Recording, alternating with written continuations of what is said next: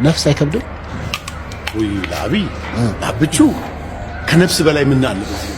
በቃ ነፍስ ነው ካለ ሰጠዋል። ነፍስ በላይ ለዓለም ሮሌት ዶክተር አብይ አህመድ ከነፍስ በላይ የሚሰጥ ነገር ካለ ሰጠዋል። የሆነ ትራንስፎርመር ሲፈጠር አብሬው ነበር። በአብይ ዘመን መፈጠሬ ለኔ ትልቅ እድል ነው። በነገራችን ላይ እኔ ሙስሊም ነኝ።